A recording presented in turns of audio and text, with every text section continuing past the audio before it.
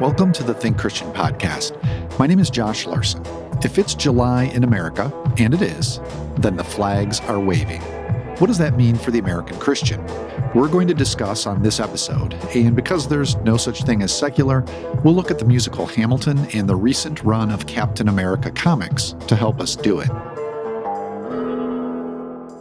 Right at the top here, I want to acknowledge our Canadian listeners. Thank you for being a part of this US-based show. We hope this conversation will still be helpful as you negotiate your own civil religious realities. Same goes for those listeners I know we have across the pond, even as far as Australia and New Zealand. In fact, I'd really love to hear what it looks like for Christians in those places. How do you think about your status as citizens of a country and people of faith? If you want to share your story, you can email me, tcpodcast@thinkchristian.net, and maybe we'll be able to share some of those thoughts on a future episode. Now, I can remember as a kid, around the 4th of July, the church I grew up in would plant this big American flag at the front of the sanctuary. To be clear, I've always been thankful to have been born in the United States. There's rich culture in this country. It's a land of vast beauty.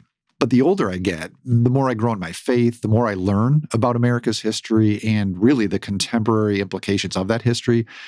I do wonder if it was such a good idea to put that flag quite so close to the cross. In his book, The Myth of a Christian Nation, Gregory Boyd writes this of American Christians. Our allegiance to God tends to go hand in hand with our allegiance to country. Consequently, many Christians who take their faith seriously see themselves as the religious guardians of a Christian homeland. America, they believe, is a holy city set on a hill, and the church's job is to keep it shining. Well, and this is me again. In recent years, the eyes of many white Christians have been open to what our brothers and sisters of color have known for a long time, that America, for all its good things, is not a holy city, but really it's a historically unjust one.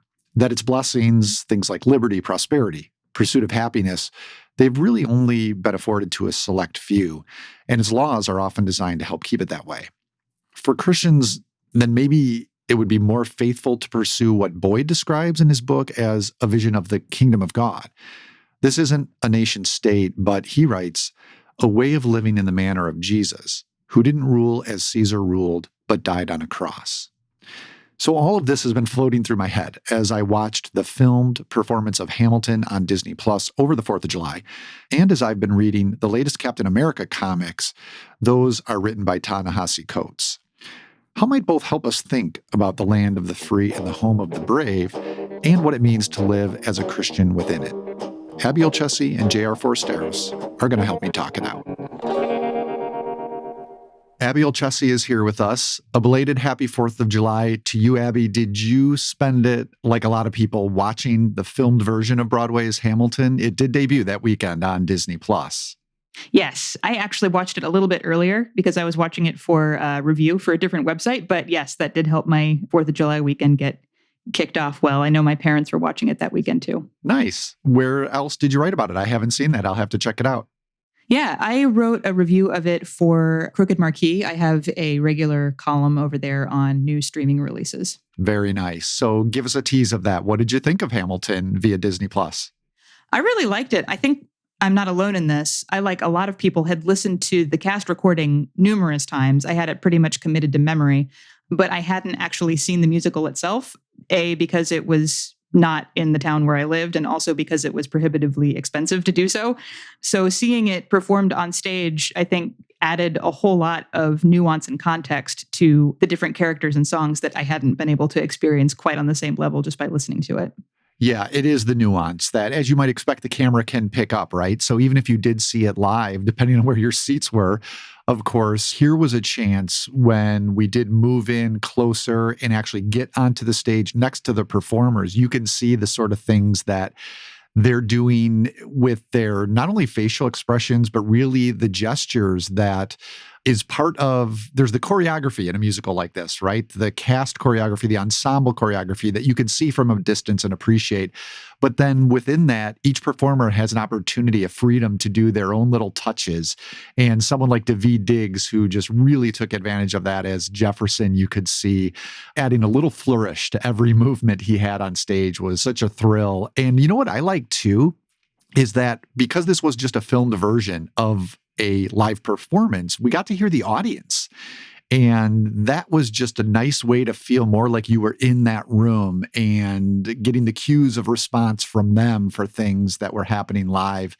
That was really exciting too. And just, reiterated that this is a genius production, a really unique production, the way Lin-Manuel Miranda, in his envisioning of it, employed rap, hip hop, and then this diverse casting to really scramble our understanding of American history, the founding of the United States, in some provocative ways. So I'd be curious to hear what you thought of that aspect of it, Abby.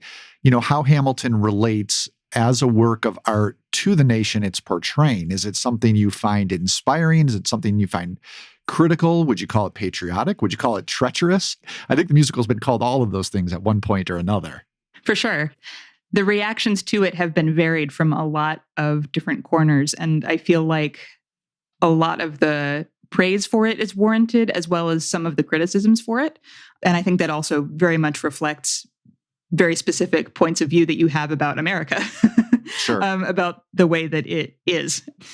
I think it's been said that its view of history and possibility and diversity feels really suited to the Obama era. And I think that that's probably somewhat correct. There's a lot of optimism there and a lot of, I think, patriotism in a very specific sense of kind of reclaiming the idea that in America, anybody can do anything, and really showing what that means, not just in like a history book sense of looking at these white men who decided that they wanted to found their own country, to looking at the people that make that country up today, like a more accurate look at what American society actually looks like and how that American dream should be able to apply to everybody, regardless of gender or age or race or creed.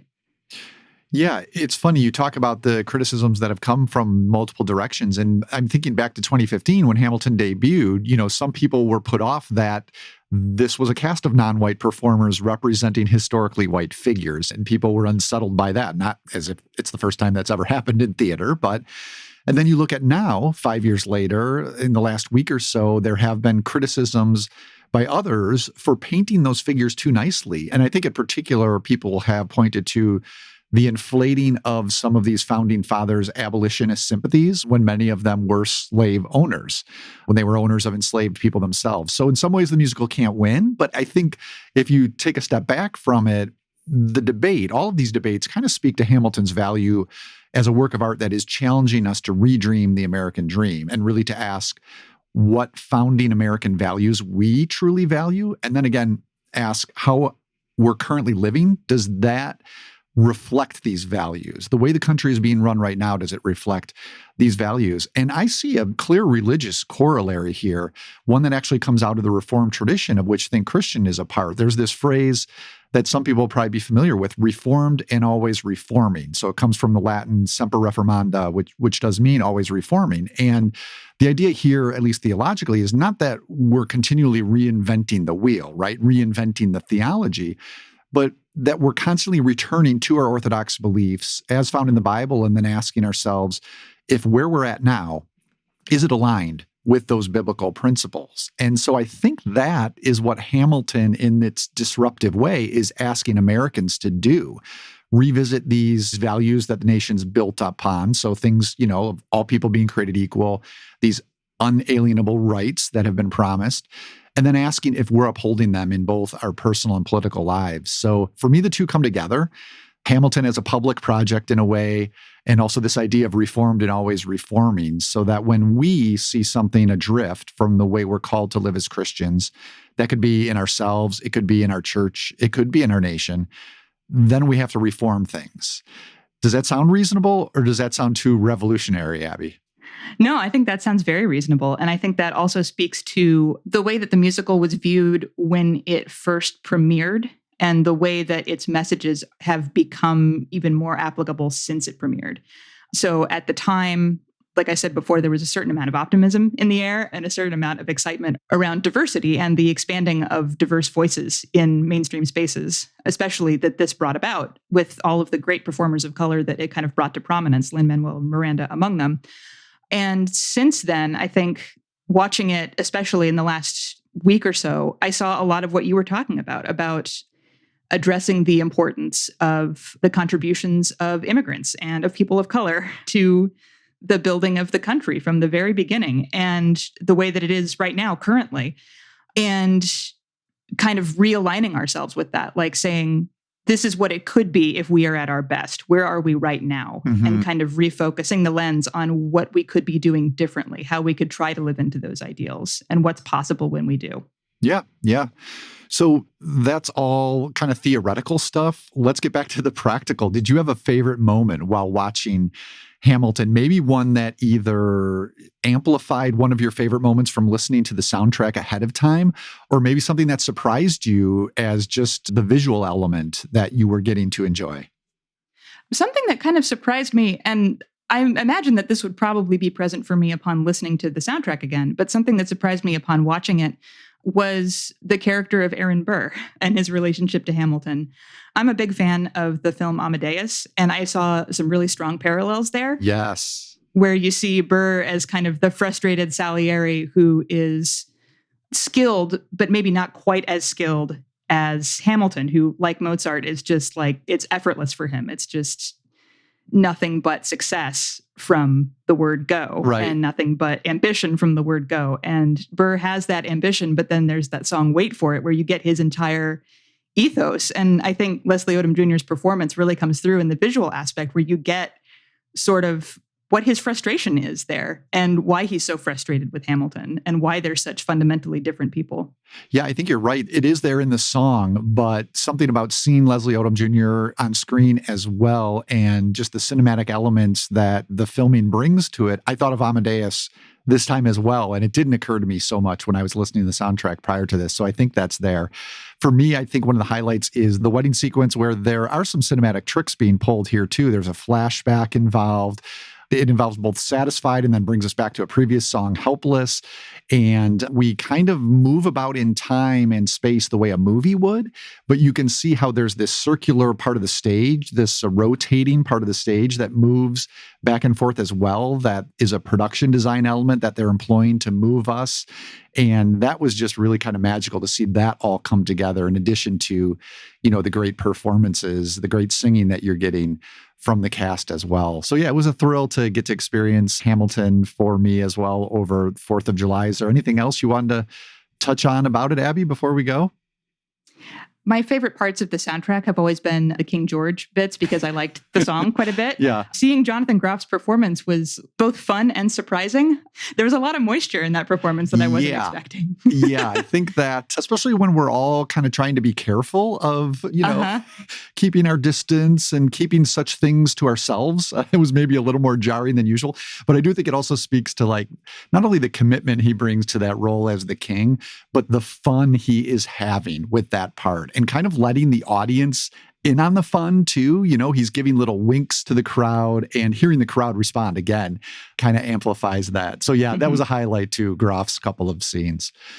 Well, thank you so much, Abby, for coming on the podcast. I hope you're finding ways to still enjoy summer in this most unusual year, and we'll try to have you back on the podcast before summer's over, okay? All right. Thanks, Josh.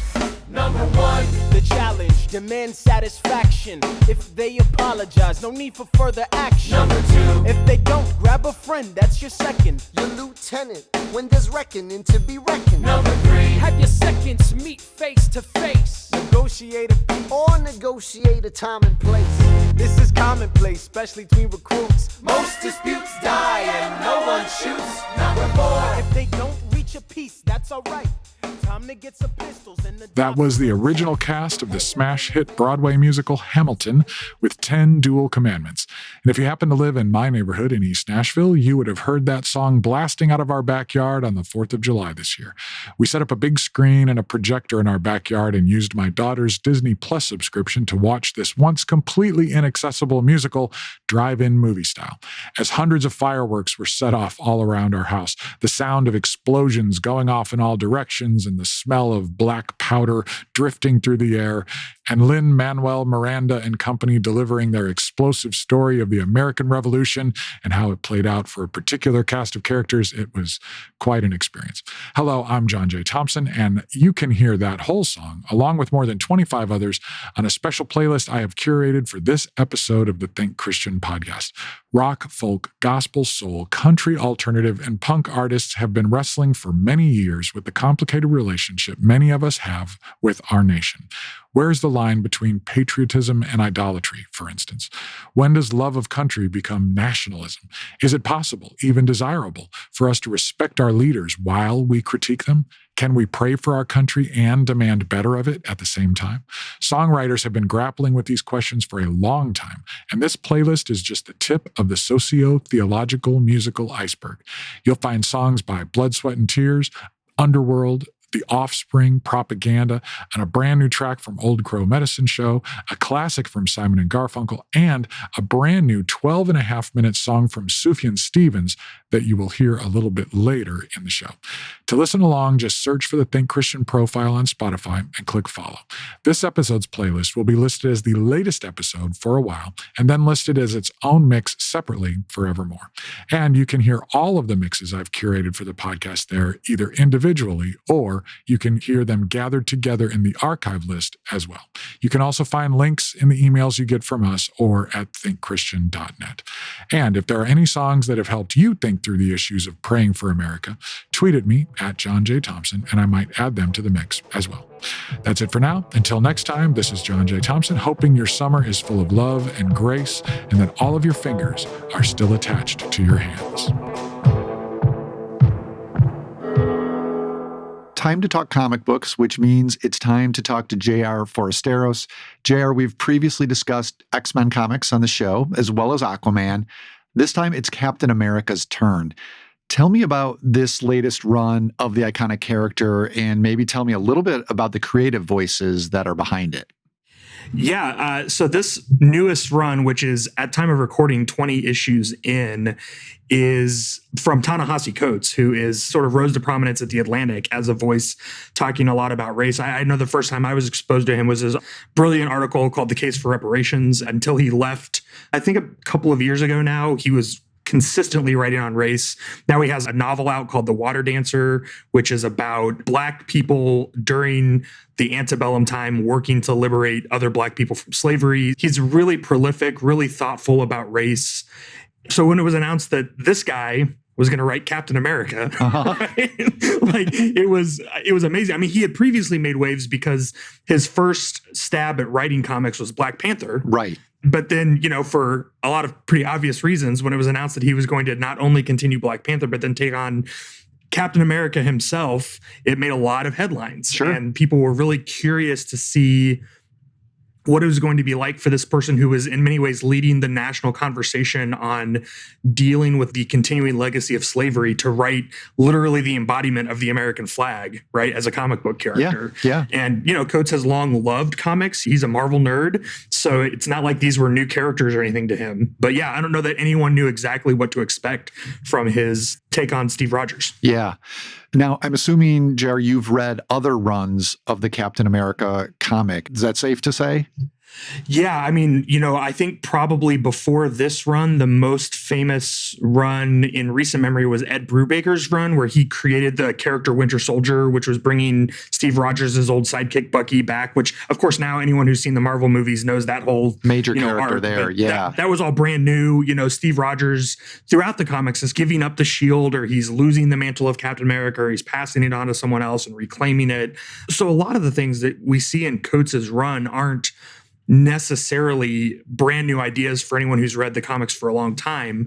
But I think for me, what really made this run different is that it followed in the wake of one of the big Marvel events called Secret Empire, where a clone of Steve Rogers turned out to be a part of Hydra. Basically, they're the Nazis, right? They're led mostly by Red Skull and, the heirs of the Nazi Empire. They took over America, and a Hydra Captain America was at the forefront of them. And so after that whole event was dealt with, and you found out that the Nazi Captain America was not the real Captain America, you have Steve now stepping back into the spotlight and reclaiming the mantle of Captain America. But the challenge is that we now live in a world where people don't trust the media. They don't trust those in authority. And so a lot of America in the comic doesn't believe that Steve was not that Steve. Right. They no longer trust the symbol of Captain America. And I think that's a different thing that we haven't really seen in the comics before. There have been times that Steve has lost faith in himself. There have been times that Steve has lost faith in the government. But there's never been a time when the comic has tried to grapple with this large public lack of trust in the institution of America as embodied in Captain America. Yeah, and so there's like conspiracies at work here. There's also a nationalistic thread that's running through these comics. And there was a really striking image in the first issue that captured this for me so well. At this point, Cap is taking on this cyborg, I guess you could call it an ultra-nationalist militia. And these cyborgs, who basically look like bulked up G.I. Joe soldiers from the old cartoons, they have these face tattoos of the American flag. And right away in that first issue, that image jumped out at me because it captured how specifically in this moment, but really, sometimes at large, society at large, persona and country can become one. They're indistinguishable, right? We can't separate ourselves from being citizens of, in this case, the United States. And, I think as Christians, in a nation that's been predominantly defined by Christian tradition, I think obviously that's shifted significantly in recent decades, but for most of the nation's history, I think it can be tempting to let something like that happen to us, how we can be tempted to merge our identity as Christians with our identity as American citizens. And we should probably point out, it's a very specific understanding often of what it means to be an American citizen when that happens. I'm curious if we've talked about Coates and his contribution as writer, but did any images like that jump out at you, JR?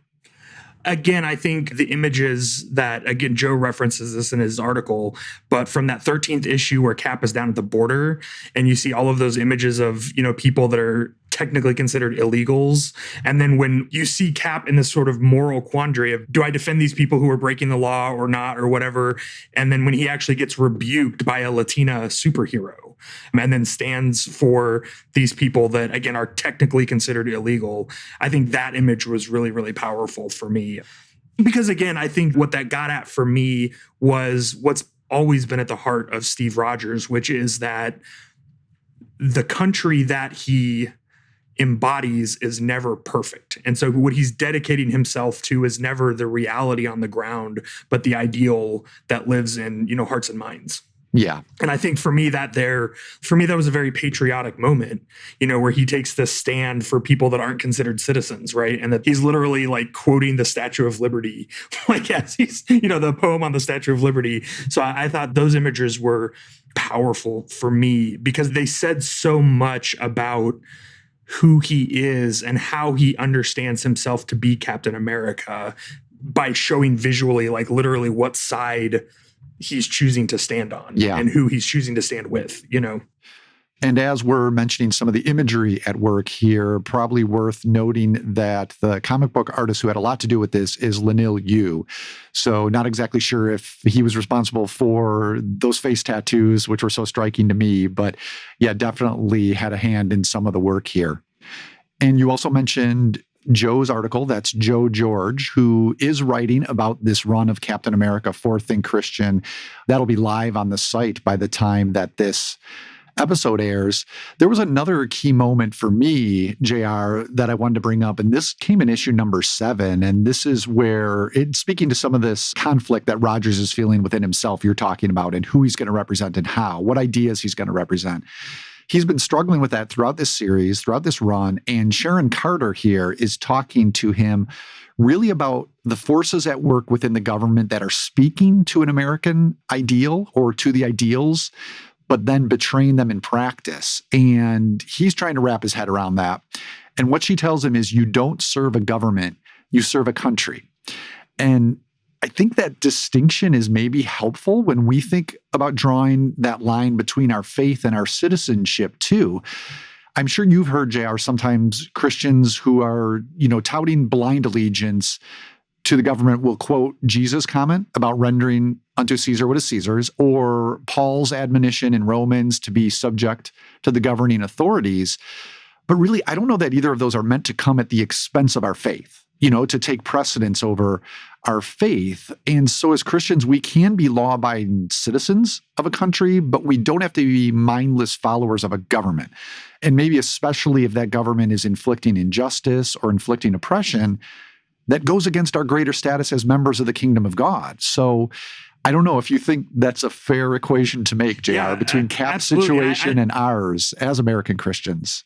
And I think the two scriptures you cite are especially poignant there, because Jesus' words begin with the question about paying taxes, right? And the language that Jesus uses is whose image is on the coin. And then they say Caesar.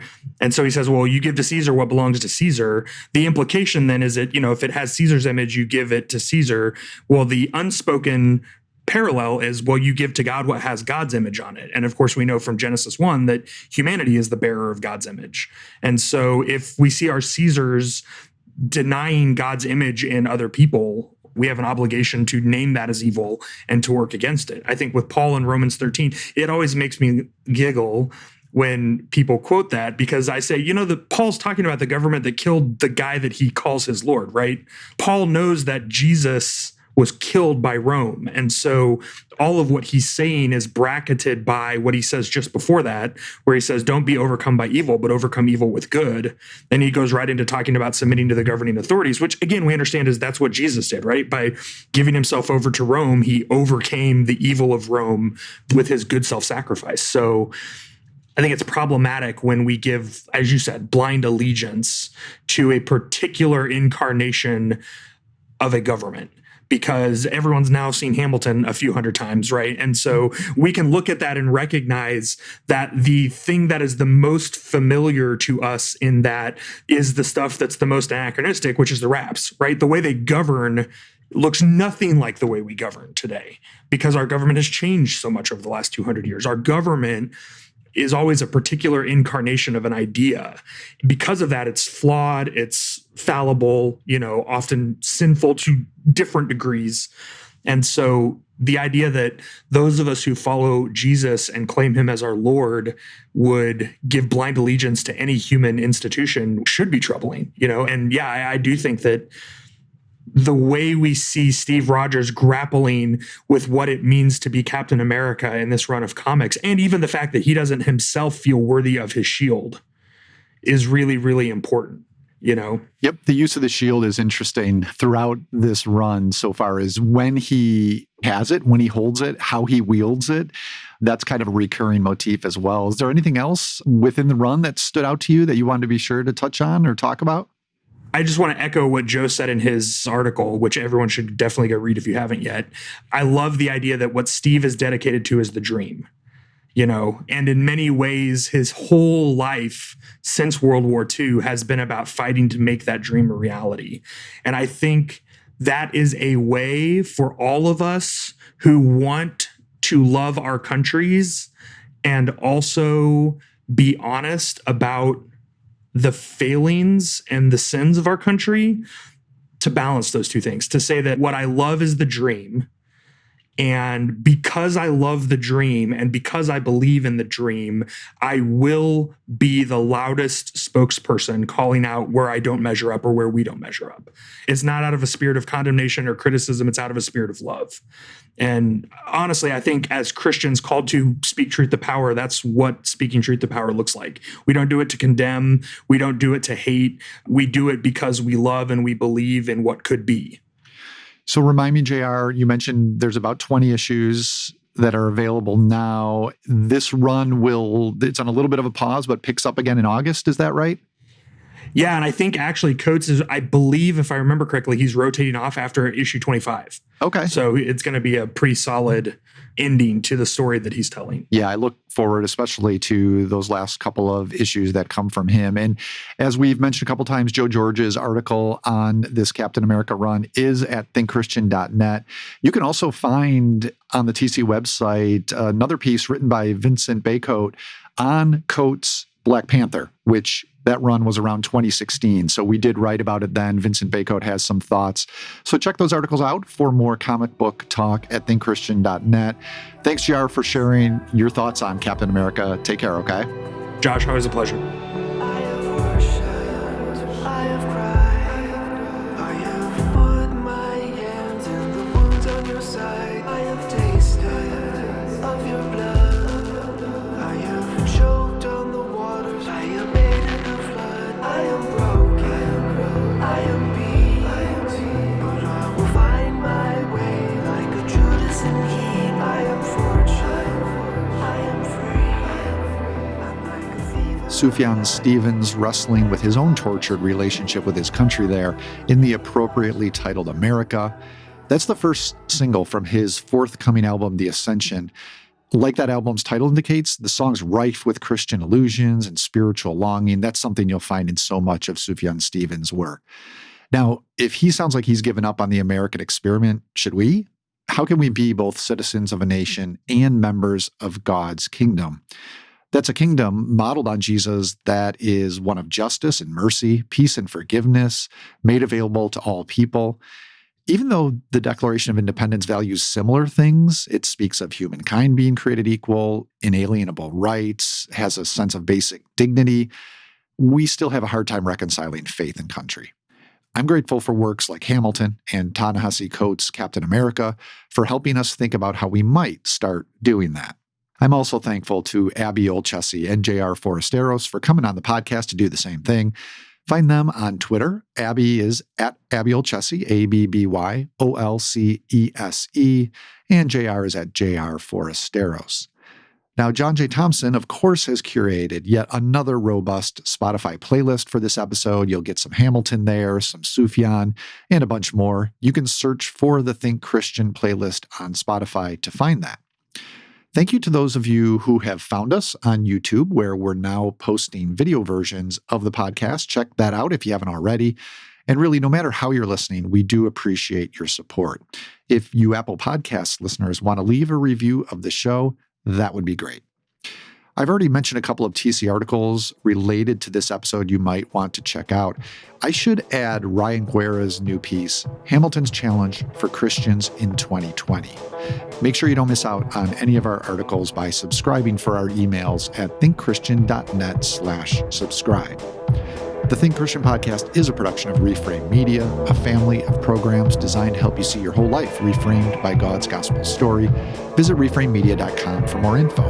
Our audio engineer and post-production supervisor is John Reeder, and Reframe's co-director overseeing content strategy is Robin Basselin. Thanks so much for listening. We'll get together again soon to consider how another aspect of our pop culture fandom connects with our faith.